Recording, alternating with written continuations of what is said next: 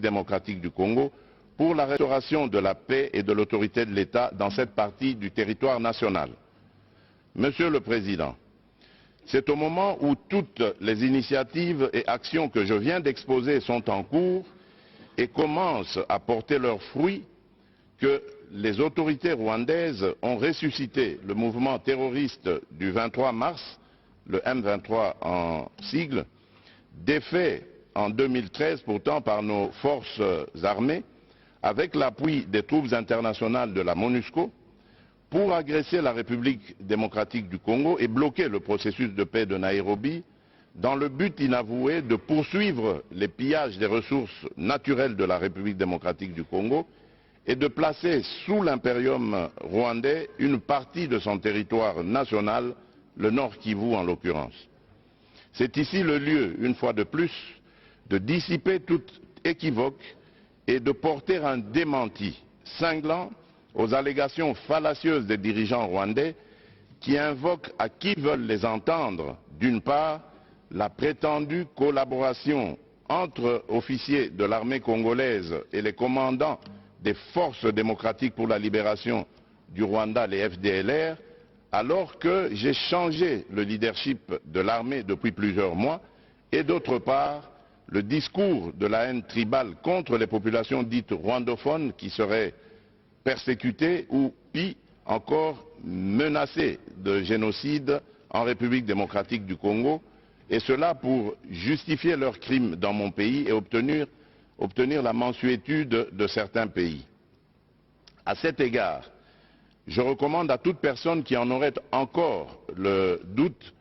de lire les groupes d'experts, le rapport des groupes d'experts de l'ONU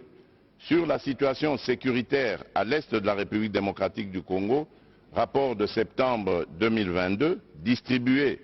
par le Conseil de sécurité, et celui lui déposé en janvier dernier pour se rendre à l'évidence de la présence des forces de défense du Rwanda, les RDF, au Nord Kivu et de leur soutien au M23. Quant au discours de haine contre nos compatriotes Tutsis congolais, mon gouvernement reste ferme contre tout individu ou groupe d'individus qui tiendrait un tel discours et réitère sa demande à toute personne, organisation ou partenaire extérieur de le dénoncer. La justice congolaise appliquera dans toute sa rigueur les lois de la République aux auteurs de propos d'incitation à la haine tribale ou ethnique. Sur ce chapitre de la prétendue persécution des Congolais rwandophones, afin d'enlever tout prétexte aux dirigeants rwandais qui se sont constitués sans procuration avocats de cette communauté, le gouvernement de la République démocratique du Congo vient de saisir le Haut Commissariat des Nations Unies pour les réfugiés pour lui demander de prendre toutes les initiatives requises en vue de la tenue dans les plus brefs délais des discussions tripartites RDC, Rwanda, HCR pour le rapatriement de leurs réfugiés respectifs dans leur pays, conformément au cadre juridique bilatéral actuel, aux règles du droit international et aux pratiques pertinentes en vigueur en la matière. Mon pays attend impatiemment ces discussions auxquelles seront associés du côté congolais les notabilités coutumières des communautés concernées afin de régler définitivement les problèmes soulevés et de réaliser une réconciliation vraie et durable entre ces communautés. Monsieur le Président du Conseil des droits de l'homme des Nations Unies, Excellences, Messieurs les Premiers ministres et chefs de délégation, Monsieur le Président de la 77e session de l'Assemblée générale des Nations Unies, Monsieur le Secrétaire général des Nations Unies, Monsieur le Haut Commissaire des Nations Unies aux droits de l'homme, Monsieur le chef du département fédéral des affaires étrangères de la Confédération suisse, Mesdames et Messieurs, il n'y a de pire ennemi des droits de l'homme et des libertés fondamentales que la guerre. Il est illusoire de prétendre protéger et promouvoir les droits de l'homme ainsi que les libertés fondamentales dans un contexte de guerre qui exacerbe les tensions internes et affaiblit l'État. C'est pourquoi il est impérieux de mettre fin aux aventures guerrières du Rwanda, à l'est de la République démocratique du Congo, pour créer les conditions objectives de réalisation des actions en faveur de ces valeurs universelles pour lesquelles, de tous les temps dans le monde, les peuples se sont battus jusqu'au sacrifice suprême. On ne peut pas prétendre défendre l'exercice des droits de l'homme et des libertés fondamentales en République démocratique du Congo, tout en laissant progresser l'agression de ce pays par le Rwanda et les massacres de ses populations par des groupes armés terroristes. Il est temps que la communauté internationale, en particulier les Nations Unies,